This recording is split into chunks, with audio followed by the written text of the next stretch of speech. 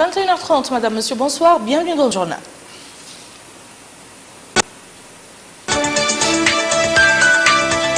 L'Assemblée nationale adopte aujourd'hui un projet de loi portant construction d'une centrale hybride thermique solaire photovoltaïque à Kifa.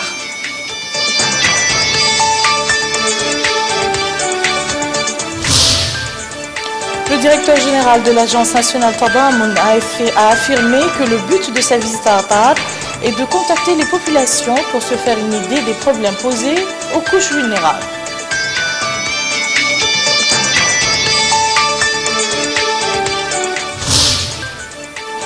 Clôture hier soir à Atar des assises nationales de partage et de validation du rapport de mise en œuvre du cadre stratégique de lutte contre la pauvreté pour l'année 2012. Nous ouvrons ce journal par les activités du Parlement, réunis en séance plénière sous la présidence du député Ahmedoul Hamoud, vice-président de l'Assemblée nationale. Les députés ont adopté aujourd'hui un projet de loi portant construction d'une centrale hybride thermique solaire photovoltaïque à Kifa. Le choix de la ville de Kifa pour abriter cette centrale est justifié par sa position géographique, son poids démographique et la qualité du rayonnement solaire. Compte rendu, Abdrahman Hamad. L'ordre du jour de cette plénière de l'Assemblée nationale, tenue sous la présidence de son vice-président, député Ahmedoul Hamoud, a porté sur l'examen d'un projet de loi autorisant la ratification de la convention de crédit signée en 2013 entre notre pays et l'Agence française de développement destinée au financement des projets de construction de la centrale hybride thermique photovoltaïque de Kifa. La Commission des affaires économiques a d'abord présenté son rapport sur le projet de loi avant l'ouverture du débat. Les députés ont, dans leurs interventions, apprécié le projet de loi, mettant en exergue l'importance de l'énergie dans la réalisation du développement, notamment la création des unités industrielles, des projets de développement et surtout l'attraction des investissements et des financements extérieurs. Ils ont estimé que ce projet de loi va permettre à surmonter le déficit constaté en matière de la production d'électricité dans les villes Kifa et Guérou. Certaines interventions ont évoqué l'insuffisance de la production électrique dans certaines zones du pays et ont critiqué l'inexistence de l'éclairage public dans la majorité des avenues. Ils ont également soulevé plusieurs questions se rapportant au secteur de l'énergie, notamment la généralisation de l'électricité sur toute l'étendue du territoire national et la réduction de ses prix pour qu'elle soit à la portée de tous. Dans sa réponse aux interventions des députés, le ministre du Pétrole, de l'Énergie et des Mines, M. Taleb El Abdival, a affirmé que la production électrique actuelle est assurée par plus de 60 centrales réparties à l'intérieur de différentes régions du pays et d'ajouter que le volume des abonnements nécessaires au fonctionnement minimal des centrales est quelquefois si faible qu'il requiert la présence d'un technicien, surtout dans les villes nouvellement électrifiées. Conscient de l'importance de l'éclairage public et malgré les efforts consentis dans ce domaine, le gouvernement considère que la généralisation de l'électricité à toutes les régions du pays est une priorité qui doit précéder l'autosuffisance en la matière dans certaines zones limitées du pays, a ajouté le ministre. Le ministre a enfin répondu aux différentes questions soulevées par les députés. Au terme de cette plénière, les députés ont adopté le projet de loi relatif à la construction de la centrale hybride thermique photovoltaïque de Kifa. Et à la Chambre haute, les sénateurs ont tenu une plénière sous la présidence du sénateur Seydina Ali Mohamed Khouna. Le gouvernement était représenté par la ministre de la fonction publique, du travail et de la modernisation de l'administration, Mme Mati Medhamadi. Retour toujours à Abdrahman Hamad. Cette plénière du Sénat, tenue sous la présidence de son vice-président, M. Seydina Ali Mohamed Khouna, a été consacrée à l'examen d'un projet de loi portant modification de certaines dispositions de la loi portant Code du travail. Après la lecture du rapport de la Commission des lois constitutionnelles, de la législation, du suffrage universel, des règlements et de l'administration générale sur le projet de loi, la parole a été donnée au représentant du gouvernement, la ministre de la fonction publique, du travail et de la modernisation de l'administration, Mme Mati Medhamadi, qui a indiqué que ce projet de loi vise à supprimer les tâcheronnats qui, dans sa forme actuelle, constituent une forme d'exploitation de l'homme par l'homme. Par cette mesure, a ajouté Mme la ministre, le gouvernement vise à garantir les droits des travailleurs et permettre aux employeurs de réorganiser leurs établissements et sociétés afin de les conformer aux dispositions de nouveaux textes. L'État Sharon a produit des effets sociaux négatifs du fait que les employés ne reçoivent pas les salaires réels payés par l'employeur principal et ne bénéficient pas des déclarations au niveau de la Caisse nationale de la sécurité sociale. S'ajoute à cela l'absence d'organisation au niveau des employeurs, a poursuivi Madame la ministre. La nouvelle mesure leur permettront d'être plus organisés et plus professionnels et par conséquent plus compétitifs, a ajouté Madame Matimit Hamadi. Les interventions des sénateurs ont apprécié le projet de loi et insisté sur la nécessité de préserver les droits des travailleurs en général, de créer des conditions de travail et d'officialiser les travailleurs dans différents départements ministériels. Certains sénateurs ont exhorté le gouvernement à chercher des solutions permanentes aux problèmes des travailleurs. D'autres ont exprimé leur mécontentement des événements survenus à Zouérat, mettant en garde contre l'atteinte de prestige de l'État. En réplique à ces interventions, la ministre de la fonction publique a abordé les dangers liés au Tacharona, faisant remarquer que son département a organisé une campagne de sensibilisation au niveau des grandes sociétés minières ainsi qu'au niveau des employeurs qui se trouvent dans la même situation.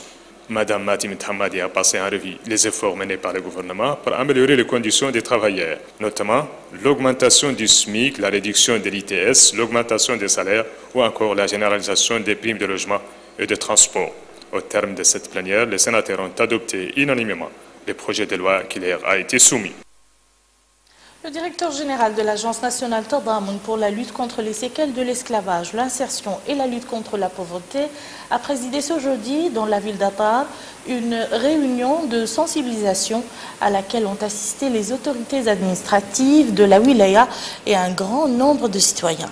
À cette occasion, le directeur général de l'Agence nationale Tadamun a affirmé que le but de la tournée qu'il a conduit jusqu'à présent dans 9 wilayas du pays est de contacter les populations pour se faire une idée des problèmes posés aux couches vulnérables dans les zones les plus pauvres du pays. Cheikh Necher Sabou.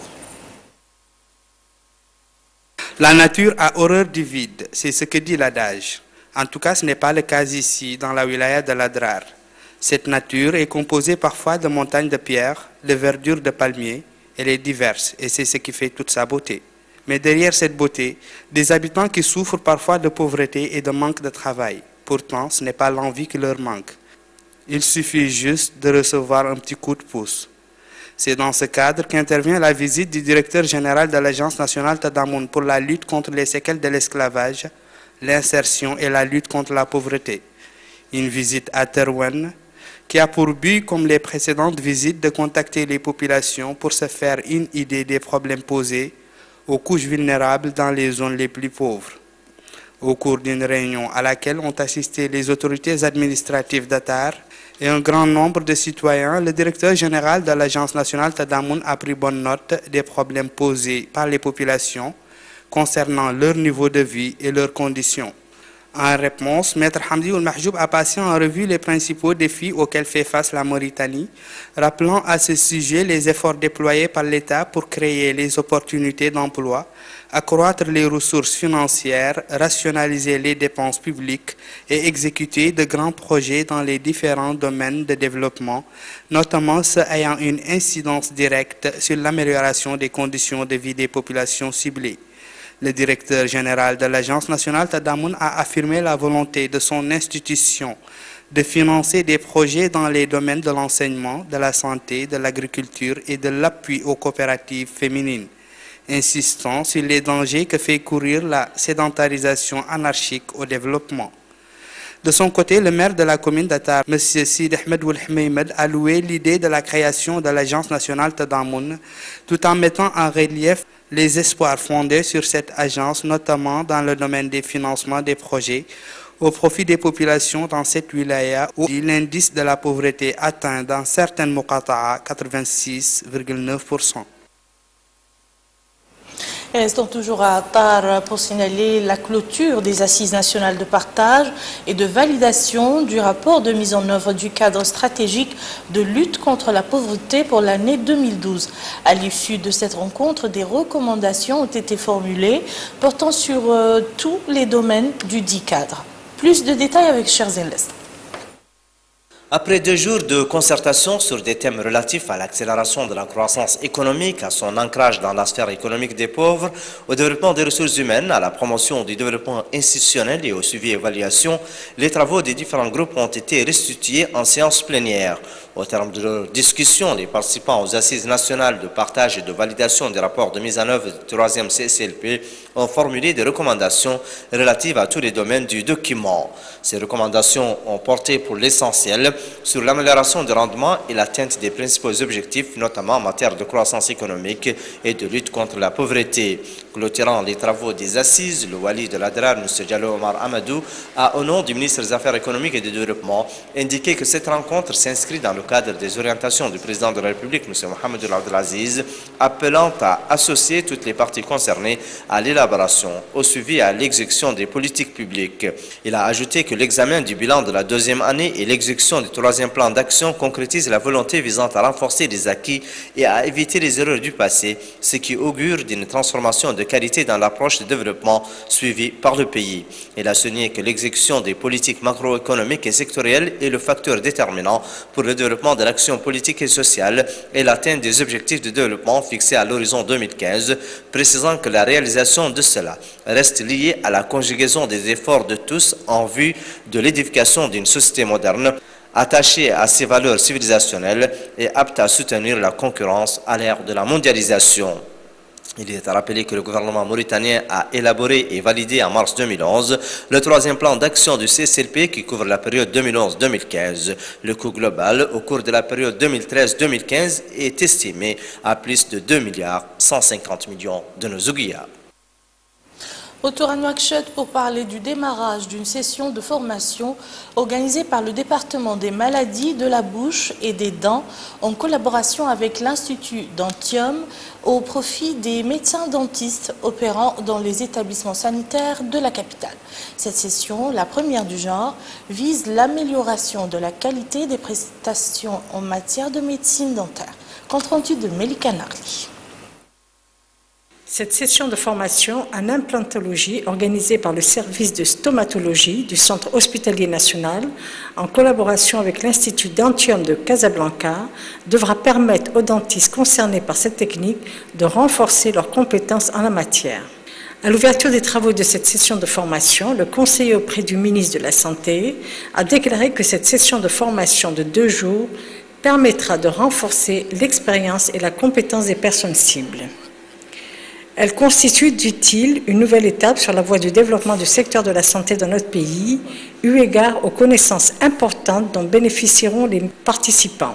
Il a loué également l'appui apporté par l'Institut Dentium au secteur de la santé en Mauritanie, rappelant que ce dernier constitue l'une des priorités du président de la République, M. Mohamed Abdelaziz. De son côté, le directeur général du Centre hospitalier national, le professeur Abdallahi Sidi Ali, a exprimé sa satisfaction quant à la tenue de cette formation au sein de son organisme, la première en son genre dans les hôpitaux publics en Mauritanie. Elle vise, dit-il, à améliorer la qualité des prestations en matière de médecine dentaire et plus précisément dans le domaine des implants. Cette session bénéficie aux dentistes opérant dans les structures sanitaires de Nouakchott. Il a déclaré que cette session intervient en concrétisation de la coopération fructueuse existant entre l'hôpital et les différents établissements médicaux pionniers de la sous-région, exprimant ses remerciements à l'Institut Dentium. Il a appelé les participants à tirer profit de cette formation pour améliorer leurs prestations sanitaires dans le pays. Cette session de formation de 2 jours comporte des cours théoriques et des cours pratiques organisés en atelier. Actualité des partis politiques à présent. La Commission nationale des femmes de l'UPR a lancé hier soir une série de formations au profit des femmes. Cette série de formations a pour but de conscientiser les femmes et leur permettre d'avoir une culture de parti. La cérémonie a été présidée par la présidente de la commission Aïcha Valent Vergès en présence du secrétaire général de l'UPR, M. Omar Ma'tallah, et d'autres responsables de l'UPR. C'est dans ce cadre que Mme Vergès a indiqué que cette série de formations a pour objectif de renforcer les acquis et de veiller chez les femmes à un intérêt pour militer davantage dans leur formation politique, en l'occurrence l'UPR. Pour sa part, le secrétaire général de l'Union pour la République a loué cette initiative, mettant en exergue le rôle important joué par la femme au sein de l'UPR.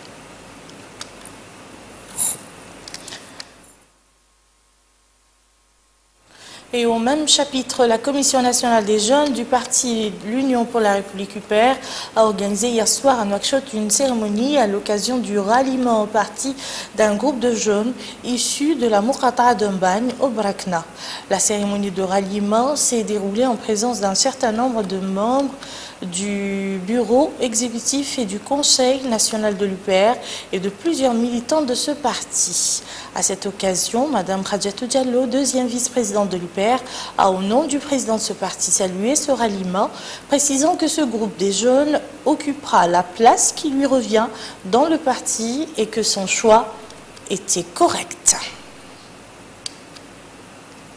Et à l'occasion de cette cérémonie de ralliement, le secrétaire exécutif chargé des affaires politiques, Mohamed Mahmoud Ja'far, a fait cette déclaration. Écoutons-le. Le nouveau groupe provient de la Muqata'a d'Mbagne, qui est une Muqata'a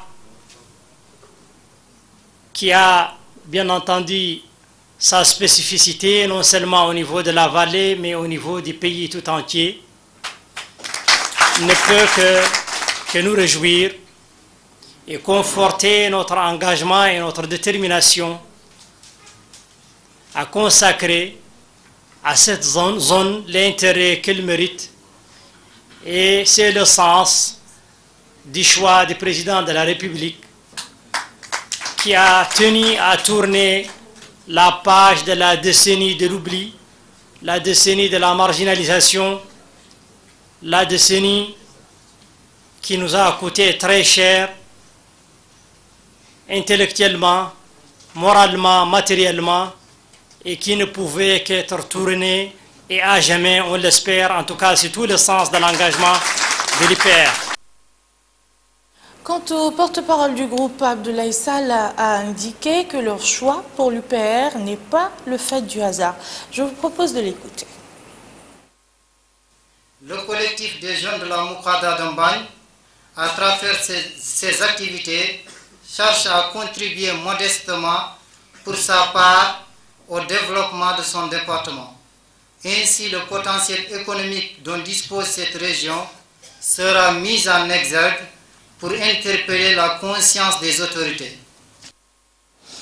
Clôture hier à Nouakchott d'une session de formation organisée au profit d'une dizaine de journalistes. Cette session vise à renforcer les capacités des journalistes dans le domaine des nouvelles technologies de l'information et de la communication. Compte rendu, c'est Sidibé. Ils sont 127 journalistes à recevoir des diplômes à l'issue de cette cérémonie, et ce au terme d'une formation axée dans le domaine des nouvelles technologies de l'information et de la communication. À cette occasion, le président de l'association des journalistes mauritaniens, Abdelrahman Ourzouaine, a souligné que cette formation vient à point nommé du fait qu'elle a permis de renforcer les capacités des journalistes dans un domaine dont la maîtrise s'impose aujourd'hui à tous les acteurs des médias pour relever les défis. Les diplômes ont été à cette occasion décernés aux participants à cette formation, des journalistes et des techniciens pour l'essentiel. D'autres intervenants et les récipiendaires se sont félicités de cette formation et souligné l'intérêt et l'utilité de renforcer régulièrement les capacités des acteurs des médias. Et nous refermons ce journal par l'actualité internationale en bref et en images avec Emina Abdelaziz. Pour la première fois, la Croix-Rouge internationale a été prise pour cible en Afghanistan. Un kamikaze s'est fait exploser mercredi devant le portail du CICR, puis 3 assaillants sont entrés dans le bureau de l'organisation à Jalalabad, dans l'est du pays. Un garde afghan chargé d'assurer la sécurité a été tué. Un peu plus tôt, 6 insurgés et un policier avaient pris lors d'une attaque similaire contre le siège du gouverneur de la province du Panchi. Depuis le début du mois et de leur offensive de printemps, les insurgés ont déjà provoqué la mort de 19 militaires de la force internationale de l'OTAN et des dizaines d'Afghans. Le numéro 2 du mouvement des talibans du Pakistan, Wali Rehman, a été tué mercredi dans la zone tribale du Waziristan, proche de la frontière avec l'Afghanistan, par un tir de drone américain. L'information émane du Pakistan. Les États-Unis affirment de ne pas être à mesure de confirmer la mort du chef taliban, malgré les récentes promesses de transparence du président Obama en la matière. La Maison-Blanche estime toutefois que la mort de Rehman, si elle se confirmait, priverait les islamistes d'un dirigeant responsable d'horribles attaques en Afghanistan. Ainsi prend fin ce journal. Tout de suite le rappel des titres. L'Assemblée nationale adopte aujourd'hui un projet de loi portant construction d'une centrale hybride thermique solaire photovoltaïque à Kifa.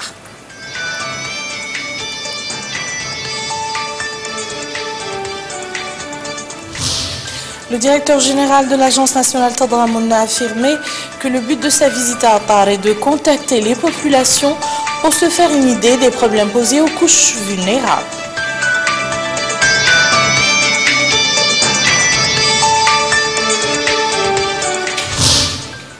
Et puis clôture hier soir à Atar des assises nationales de partage et de validation du rapport de mise en œuvre du cadre stratégique de lutte contre la pauvreté pour l'année 2012.